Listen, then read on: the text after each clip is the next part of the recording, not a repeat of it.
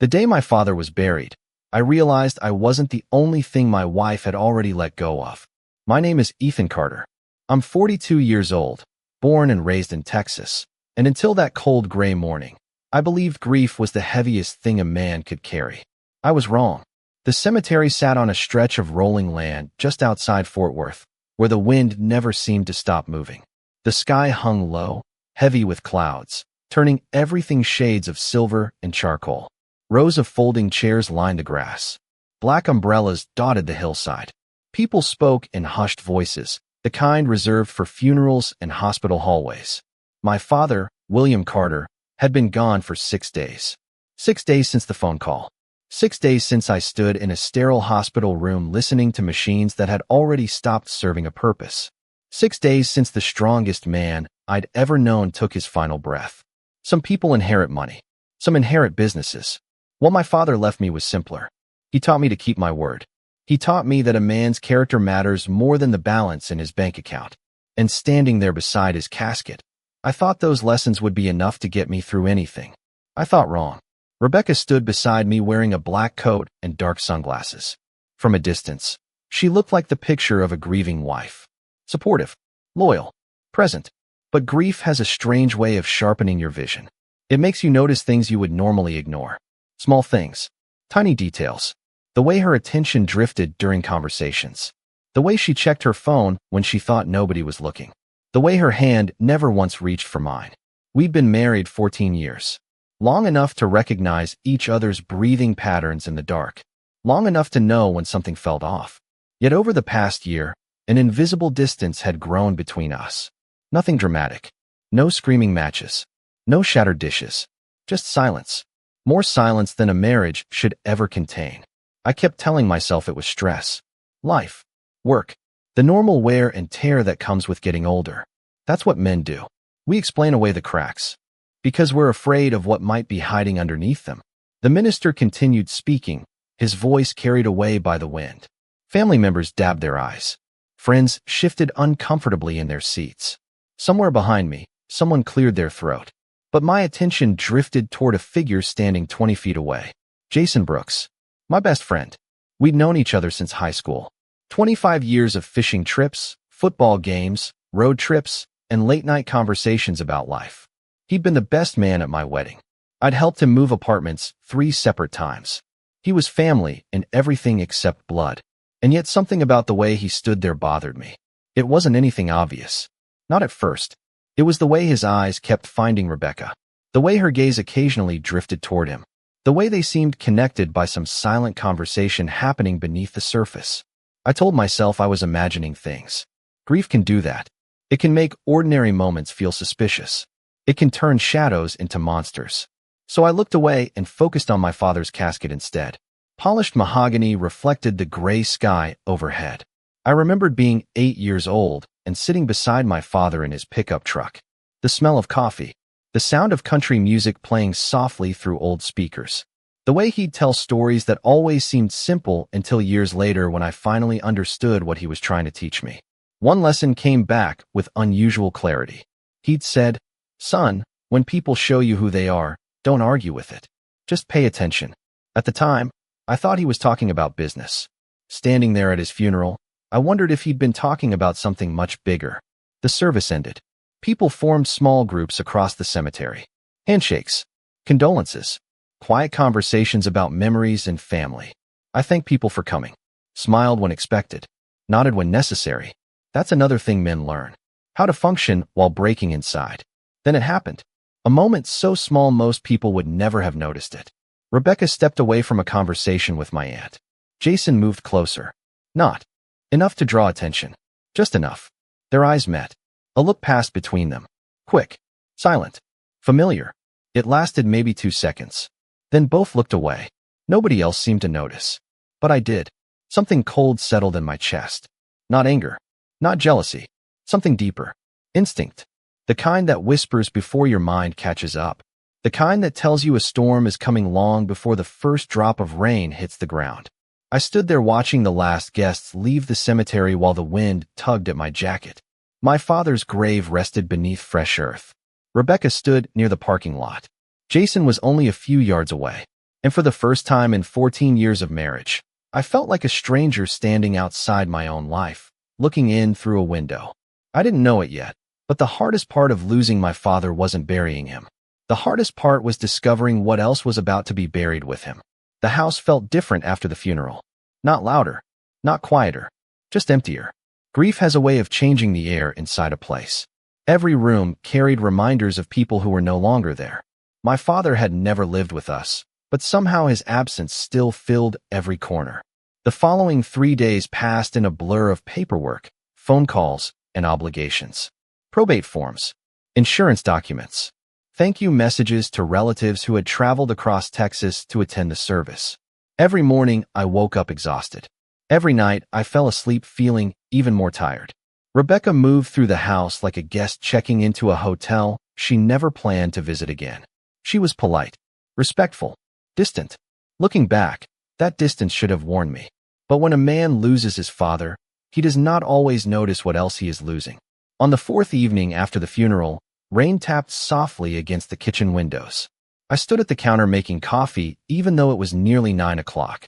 Sleep had become difficult. My mind kept replaying old memories. Fishing trips, backyard barbecues, Sunday afternoons spent helping my father repair things that probably did not need fixing. Sometimes I would catch myself reaching for my phone. Before remembering there was nobody left to call, Rebecca entered the kitchen carrying a folder. I noticed it immediately because she held it with both hands. Like it mattered. Like she had rehearsed whatever came next. She sat across from me at the table. The overhead light cast pale shadows across her face. For a moment, neither of us spoke. The refrigerator hummed quietly in the background. Rain streaked down the glass. Somewhere outside, thunder rolled across the sky. Then she pushed the folder toward me. I looked down. The words were impossible to miss. Petition for dissolution of marriage. My stomach tightened. Not dramatically. Not like something breaking. More like something sinking. Slowly. Quietly. The way a ship disappears beneath dark water. I stared at the papers for several seconds before looking back up. Rebecca's expression remained calm. Too calm. 14 years together, and I had never seen her look so emotionally detached. You are filing for divorce?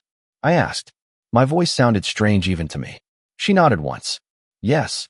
That was it. No explanation. No apology. No hesitation. Just one word. I looked at the folder again. My coffee sat untouched beside me. Steam continued rising from the cup.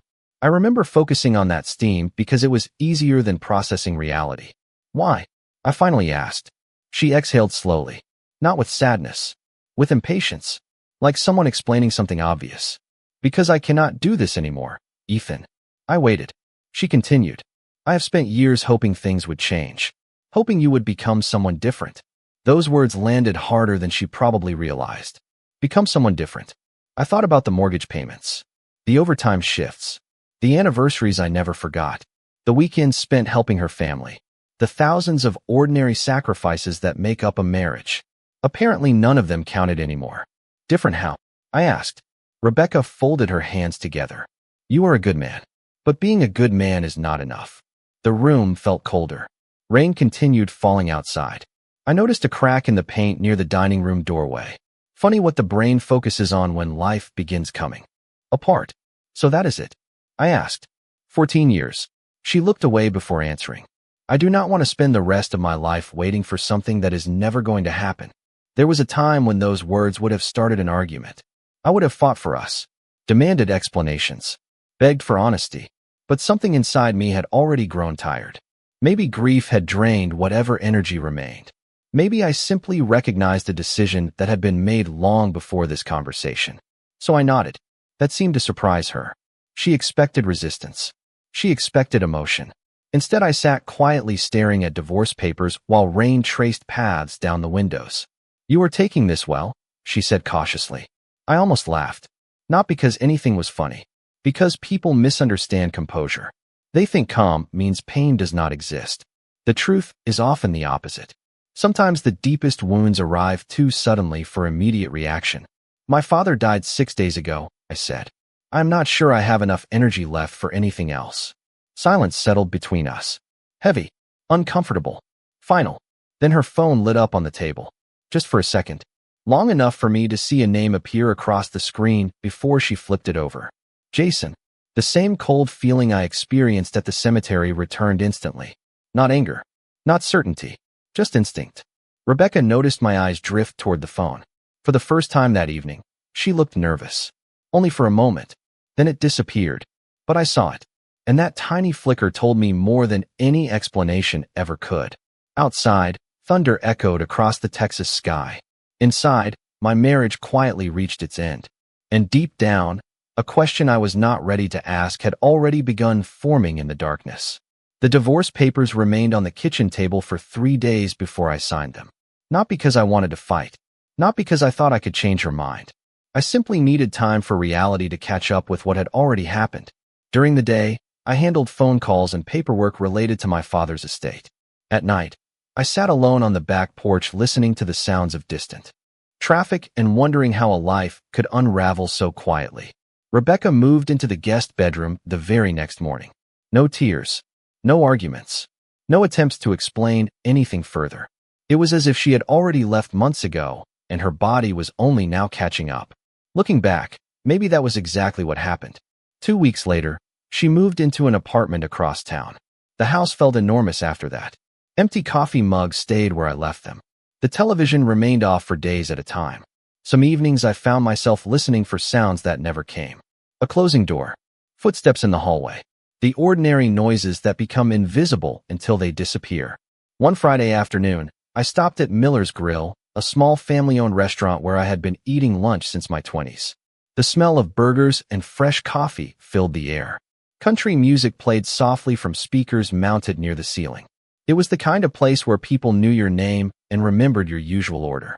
Normally that felt comforting. That day it felt different. As soon as I walked inside, several conversations seemed to stop at once. Not dramatically, just enough to notice. A few people nodded. A few looked away. Others exchanged glances. Something about it immediately raised my suspicions. I took a seat near the window and ordered coffee. 10 minutes later, an older man named Carl Henderson approached my table. Carl had known my father for over 30 years.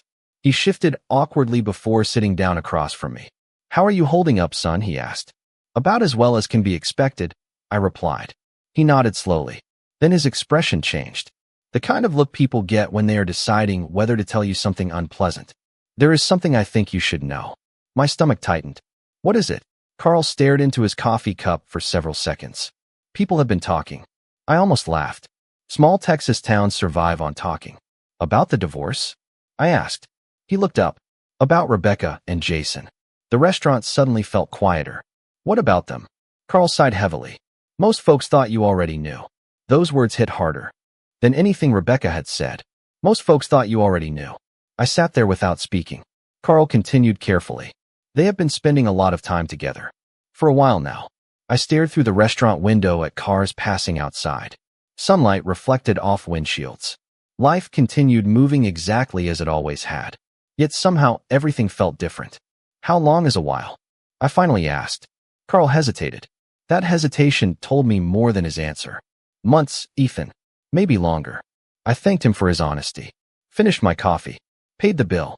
Then drove home in complete silence. The 20-minute drive felt longer than any road trip I had ever taken. Every memory involving Jason replayed in my mind. Fishing trips at Lake Granbury. Football games. Weekend cookouts. Birthdays. Holidays. 14 years of marriage. 25 years of friendship. The human mind does strange things when trust collapses. It starts revisiting old moments, searching for clues it missed the first time. By the time I pulled into my driveway, one thought refused to leave me. If strangers knew, how much had I failed to see? 3 days later, I got my answer. I was picking up documents from an accounting office downtown when I spotted them through a restaurant window. Rebecca and Jason, sitting together, laughing, comfortable, familiar. They were not hiding. They were not acting cautious. They looked like two people who no longer felt the need to pretend. For several seconds, I simply stood there on the sidewalk. Not angry, not shocked, just strangely calm. The kind of calm that arrives when suspicion finally becomes certainty. Jason reached across the table and handed Rebecca something. She smiled. The same smile I had spent 14 years believing belonged to me. Then I turned around and walked away. I did not confront them. I did not create a scene. There was nothing left to ask. Nothing left to prove. As I reached my truck, my phone buzzed with a voicemail notification from an unfamiliar number. At the time, I almost ignored it. I had no idea that message would become the first step toward uncovering a secret my father had carried for decades, a secret that was about to change everything I thought I knew about my family, my future, and the people who had already decided I was worth leaving behind. I listened to the voicemail sitting alone in my truck beneath the fading Texas sunset. The voice belonged to a man named Richard Holloway. He introduced himself as an attorney who had represented my father for more than 20 years. His tone was calm, professional, and unusually direct. He asked me to return his call regarding certain matters connected to my father's estate. At the time, I assumed it was another legal form, another signature, another responsibility waiting to be handled. I had no idea that message would become the dividing line between the life I thought I understood and the life that was actually waiting for me. The next morning, I drove to his office in downtown Fort Worth. The building stood between a bank and an insurance company, the kind of place most people walked past without noticing. Inside, the reception area smelled faintly of coffee and polished wood. Everything felt quiet, ordered, controlled, a sharp contrast to the chaos that had settled inside my own head. Richard Holloway greeted me personally. He looked to be in his late 60s, with silver hair and the steady confidence of someone who had spent decades delivering both good news and bad news. He shook my hand firmly and led me into a private conference room. Sunlight streamed through tall windows overlooking the city. A leather folder rested on the table between us. I sat down expecting another discussion about taxes or property records. Instead, Richard studied me carefully before speaking. "Your father cared about timing," he said. "He believed some truths should only be revealed when a person was ready to understand them." I frowned. "What does that mean?" He opened the folder, but did not immediately show me the contents. "Before we discuss that, there is something I need to ask. How are you holding up?" It was such a simple question. Yet for some reason, it nearly broke me. I thought about my father's funeral, Rebecca leaving, Jason betraying me, the empty house waiting every night when I returned home. I thought about the silence, the loneliness, the growing realization that people I trusted most had already moved on. "Honestly," I said, "not very well." Richard nodded as if he already knew the answer. "Your father expected that." Those words caught my attention immediately. Expected what? Richard folded his hands together. He expected life would become difficult before it became clear. The room fell silent. Outside the window, traffic moved through downtown streets. People hurried toward meetings and appointments. Entire lives unfolding without any awareness of the conversation happening in that room. For the first time in weeks, I found myself thinking about my father instead of Rebecca, about the things he used to say, the lessons he tried to teach, the quiet confidence he carried even during hard times. Looking back, there had always been something mysterious about him. Not suspicious, just private. He never spoke much about money, never bragged, never explained certain business trips he occasionally took. Growing up, I assumed he was simply old-fashioned. Now I wondered if there had been more beneath the surface. Richard reached into the folder and removed a small envelope. My name was written across the front in my father's handwriting. The sight of it hit me harder than I expected. For a moment I could not breathe. It had been weeks since I had seen his handwriting, weeks since I heard his voice. Grief is strange. It hides in the corners until something small brings it rushing back. My hands felt unsteady as I accepted the envelope. "He left this specifically for you," Richard said quietly. I stared at the familiar handwriting. Every letter looked exactly the way I remembered. Strong, deliberate, certain. My father had written countless notes over the years. Birthday cards, holiday messages, advice scribbled onto scraps of paper. Somehow this simple envelope felt heavier than all of them combined. "Should I open it now?" I asked. Richard smiled slightly. "That is entirely up to you." I turned the envelope over in my hands. Outside, the afternoon sun reflected against the glass towers across the street. Inside, the room seemed to grow quieter with every passing second. Part of me wanted to wait. Part of me feared whatever might be inside. But another part understood something important. For weeks, my life had felt like a series of endings. The end of my father's life.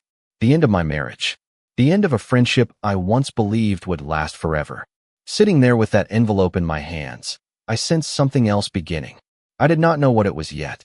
I only knew that for the first time since the funeral, the future felt like a question instead of a sentence. My fingers lingered on the envelope for several seconds before I finally opened it. The paper inside was folded neatly, exactly the way my father used to fold every important document. Even before I read the first sentence, I could almost hear his voice. Strong, calm, unshaken. The handwriting was unmistakably his. Ethan, if you are reading this, then it means I am gone, and it means Richard finally decided the time was right. I swallowed hard and continued reading. Life is going to feel unfair right now. You are probably carrying more weight than you think you can handle. Trust me when I tell you this. Not everything is what it appears to be. That sentence immediately caught my attention. Not everything is what it appears to be. My father had always spoken carefully. He never wasted words.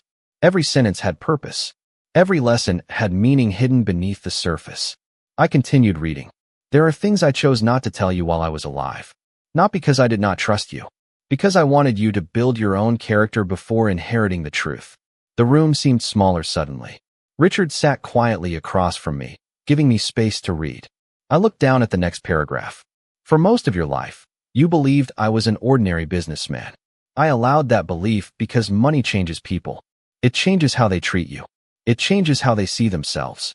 Most importantly, it changes how they reveal their true character. A chill moved through me. I remembered every conversation I had ever had with my father about success. He never talked about wealth. He talked about integrity, responsibility, patience, humility. At the time, I assumed those were simply values he admired.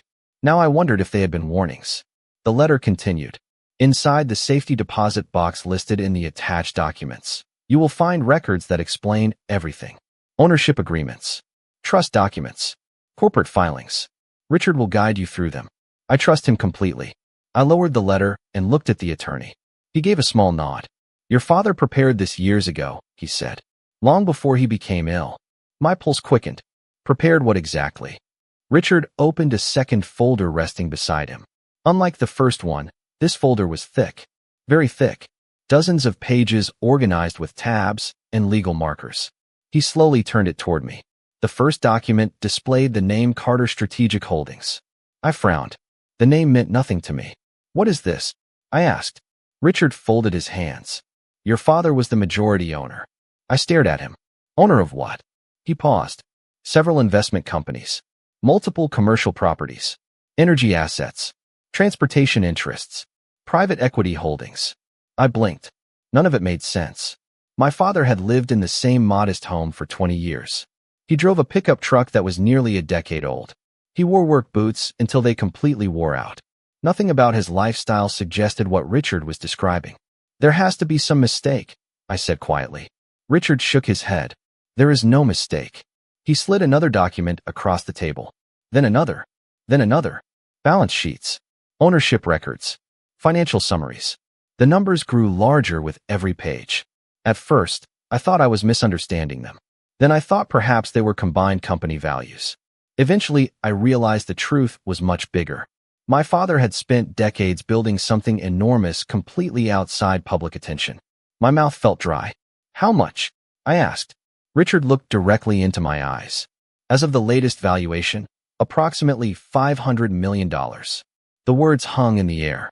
$500 million. I repeated the number silently in my head. Once, twice, 3 times. It still felt unreal. For several moments, neither of us spoke. Outside the conference room window, people continued walking through downtown Fort Worth. Cars stopped at traffic lights.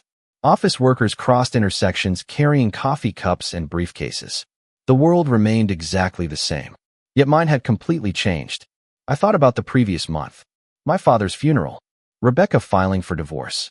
Jason stepping into the ruins of a friendship I thought would last forever. They had all looked at me the same way. As a man with nothing left. A man whose best days were behind him. A man worth abandoning. Richard finally broke the silence. Your father believed wealth should be a tool, not an identity. I looked down at the mountain of documents covering the table. For the first time since the funeral, something shifted inside me. Not happiness. Not excitement. Something steadier. Something stronger. Clarity. Because suddenly my father's final lesson began to make sense. He had not hidden this fortune to protect the money. He had hidden it to reveal the people. For the next several days, I lived in two different realities. In one reality, I was still the same man who woke up alone in a quiet house, drank coffee on an empty porch, and carried the weight of losing both a father and a marriage within the same month. In the other reality, I was the sole beneficiary of an empire I never knew existed. Neither reality felt completely real.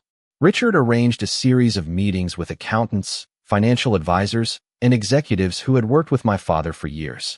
Every conference room revealed another layer of a life I had never seen. Commercial properties in Dallas, distribution centers outside Houston, energy investments stretching across multiple states, private holdings structured through trusts and partnerships that had been carefully maintained for decades. My father had not built a successful business. He had built an entire ecosystem. What stunned me most was not the size of the fortune. It was the discipline required to hide it. He never lived like a billionaire. He never chased attention. He never appeared on magazine covers or attended charity galas. He lived like a man completely comfortable with being underestimated. One afternoon, Richard showed me photographs from company events my father attended over the years. In every image, he looked exactly the same. Modest suit, calm smile, standing quietly at the edge of the room while other people took center stage. It reminded me of something he once told me when I was a teenager. He said, "The strongest position in a room is often the one nobody notices." At the time, I thought he was talking about confidence. Now I realized he had been describing his entire life. Meanwhile, news of my divorce continued spreading through town. Small towns treat personal tragedy like community entertainment. Every grocery store trip came with sympathetic looks.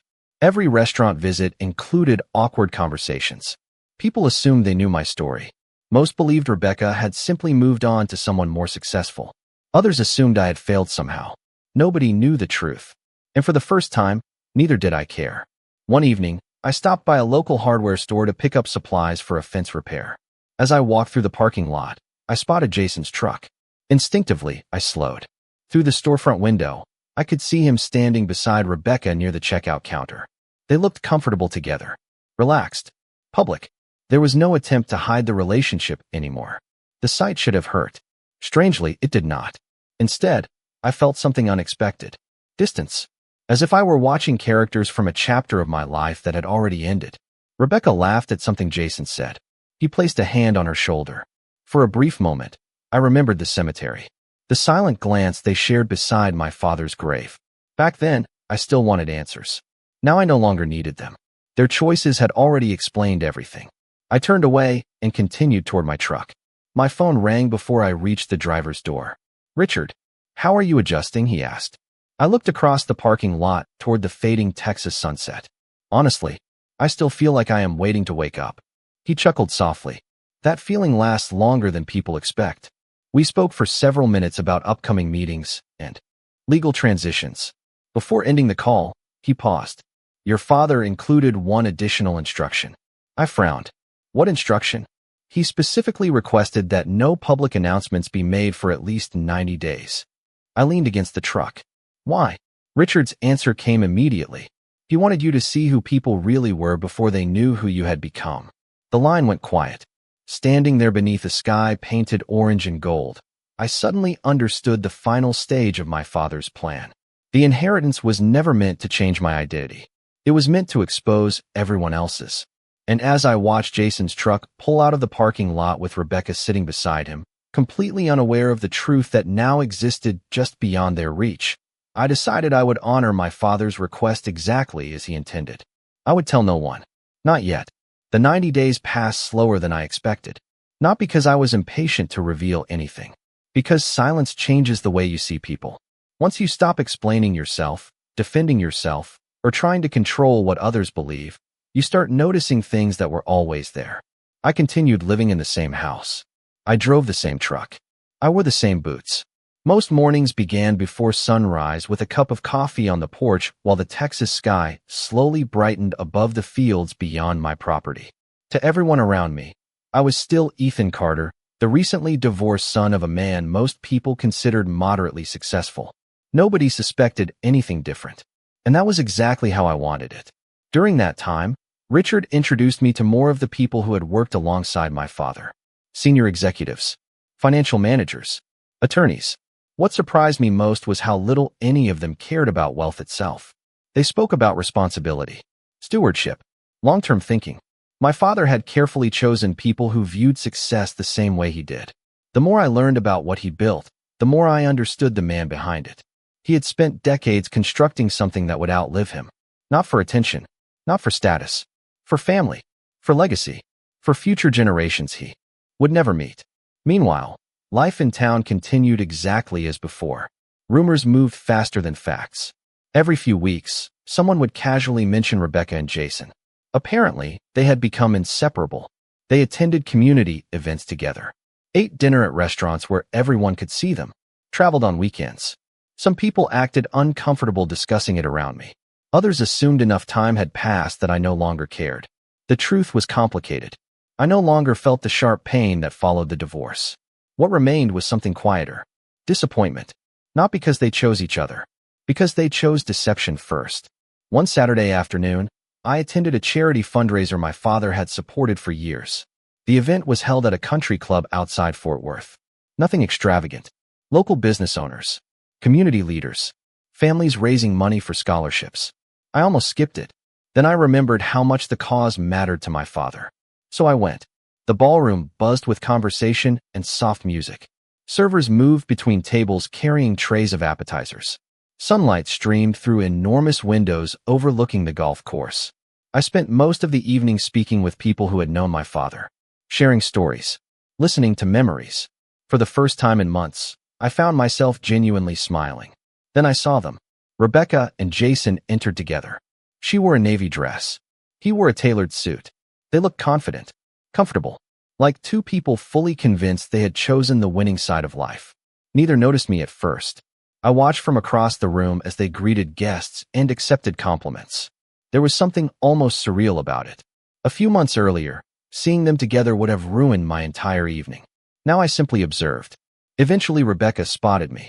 For a brief second, surprise crossed her face. Then uncertainty. She whispered something to Jason. Both looked in my direction. I raised my glass politely. Nothing more. Nothing less. The gesture seemed to confuse them. Perhaps they expected bitterness, anger, resentment. Instead, I returned to my conversation and continued enjoying the evening. Later, while standing near one of the large windows, I overheard part of a conversation taking place behind me. Two guests discussing Jason. Lucky guy, one man said. Rebecca definitely upgraded. The other laughed. No kidding. Ethan never had much ambition. I felt no anger hearing it. Only clarity. They were not describing me. They were describing a version of me created by assumptions. A character built from incomplete information. My father had lived with that reality for decades. Now I understood why. Sometimes being underestimated is not a weakness. Sometimes it is the greatest advantage a person can have. As the evening came to an end, I stepped outside onto the terrace overlooking the course. The air felt cool and clean. Lights from the clubhouse reflected across small ponds scattered throughout the property. My phone vibrated. A message from Richard. The final waiting period was almost over. The public transition would begin soon. Major announcements had already been scheduled. Board appointments finalized. Legal transfers completed. The truth was finally approaching daylight. I slipped the phone back into my pocket and stared across the dark fairways stretching into the distance. Somewhere inside the ballroom, Rebecca and Jason were still celebrating the future they thought they had secured. Neither realized the ground beneath that future was about to shift. The announcement happened on a Tuesday morning. There were no fireworks, no dramatic speeches, no television cameras parked outside my house. Real power rarely arrives with noise. It arrives quietly, hidden inside documents, headlines, and decisions already set in motion long before anyone notices. I was sitting at my kitchen table with a cup of coffee when my phone began vibrating nonstop. First one call, then another, then 3 text messages, then 6 more. The screen lit up so often it looked like an emergency alert system. I stared at it for several seconds before answering. Richard's name appeared first. "Good morning," he said. His voice carried a calm satisfaction. "I assume your phone has started ringing." I looked at the growing list of missed calls. "You could say that." Richard chuckled softly. "The press release went live 30 minutes ago." I opened my laptop and pulled up a financial news website. There it was. My name. Not hidden inside a paragraph. Not buried beneath market reports. Right there in the headline. The article detailed the transition of ownership, the structure of Carter's strategic holdings, and the inheritance that had quietly transferred into my name months earlier. They described my father as a visionary investor who had built one of the most successful private portfolios in the region. They described me as his sole successor. For a moment, I simply stared at the screen. The truth that had existed privately for months was now public. The secret was gone. By noon, every major business publication in Texas had picked up the story. By evening, local news stations were discussing it. Reporters analyzed the size of the holdings. Financial experts discussed future expansion plans. People who had never heard my name 24 hours earlier suddenly wanted interviews. Meanwhile, the town where I had spent most of my life reacted exactly the way small towns always react. Shock arrived first, then curiosity, then gossip moving faster than facts. By lunchtime, I received messages from people I had not spoken to in years. Former classmates, distant relatives, old acquaintances. Everyone suddenly seemed interested in reconnecting. Around 3 o'clock that afternoon, I stopped at a gas station outside town to fill my truck. The cashier recognized me immediately. His eyes widened. "You are Ethan Carter, right?" I smiled politely. "Last time I checked." He laughed nervously. "Man, everybody is talking about you today." I thanked him and left. As I stepped outside, another message appeared on my phone. This time the name stopped me cold. "Rebecca." The first message read, "We need to talk." A second arrived less than a minute later. "Ethan, please call me." Then another. "I know things probably look strange." Strange. I stared at that word for several seconds. Not heartbreaking. Not dishonest. Not painful. Strange. The irony almost made me smile. Before I could respond, another call appeared. "Jason." I let it ring until it stopped. Then came a voicemail notification. Then another. Then another. Apparently, the future they thought they had secured was suddenly producing questions neither of them expected. I drove home beneath a bright Texas sky and placed the phone face down on the kitchen counter. The messages continued arriving throughout the afternoon. Rebecca called 6 times. Jason called 4. Several mutual friends reached out as well. Some sounded shocked. Others sounded embarrassed. A few simply wanted information. None of them knew the full story. None of them understood that the inheritance was not the real revelation. The real revelation had already happened months earlier when people showed me exactly who they were before they knew what I possessed. That evening, I sat on my back porch watching the sunset paint the horizon shades of gold and amber. The same porch, the same chair, the same man. Yet somehow everything felt different. Not because I was wealthier, because I was finally seeing the entire picture clearly. As darkness settled across the fields beyond my property, my phone vibrated once more. Another message from Rebecca. This one was shorter than the others. It simply said, "Ethan, I made a terrible mistake." I looked at the screen for a long moment before locking the phone and setting it aside. Somewhere across town, panic was beginning to replace confidence. Somewhere else, assumptions were collapsing beneath the weight of reality. And for the first time since the day I buried my father, I felt completely at peace. 3 days after the news became public, Rebecca showed up at my house. I saw her car through the front window just before sunset. The same driveway, the same porch, the same front door she had walked through thousands of times before deciding she no longer wanted the life we built together. For a moment, I simply stood there holding a coffee mug and staring through the glass. She remained in the driver's seat for nearly a minute before finally stepping out. The confidence she once carried seemed diminished. Her shoulders looked heavier, her movements slower. I opened the door before she reached it. We stood facing each other beneath the fading Texas sky. Neither of us spoke immediately. Wind moved through the trees lining the property. Somewhere in the distance, a dog barked. Ordinary sounds filling an extraordinary moment. "You look good," she said softly. I almost smiled at the simplicity of it. After everything that had happened, those were her first words. "What do you want, Rebecca?" She looked down briefly before meeting my eyes again. I wanted to explain. That word again. Explain. People always want explanations after consequences arrive. Rarely before. I stepped aside and allowed her onto the porch, but not inside the house. Some doors close quietly. Once closed, they do not reopen. We sat across from each other as the sun slowly disappeared beyond the horizon. For several minutes she talked. about mistakes, about confusion, about bad decisions, about how quickly everything had happened after my father's death. She spoke about Jason. She spoke about regret. She spoke about opportunities lost. Yet throughout the entire conversation, one thing remained noticeably absent: accountability. Eventually, she stopped talking and looked at me expectantly, waiting, hoping, searching for some sign that the past could be undone. I set my coffee down carefully. "Can I ask you something?" She nodded. "If none of this had become public, would you be sitting here right now?" The question landed exactly where I expected. Her expression changed instantly, not because she lacked an answer, because she had one. We both knew it. Silence stretched between us, long enough to become its own answer. Rebecca looked away first. "It is not that simple." I nodded slowly. "Actually, it is." More silence followed, the kind that exposes truths words cannot hide. Finally, she wiped at her eyes and stood. "I never stopped caring about you." I believe she meant it. Human beings are complicated. People can care about someone and still betray them. They can love someone and still choose themselves.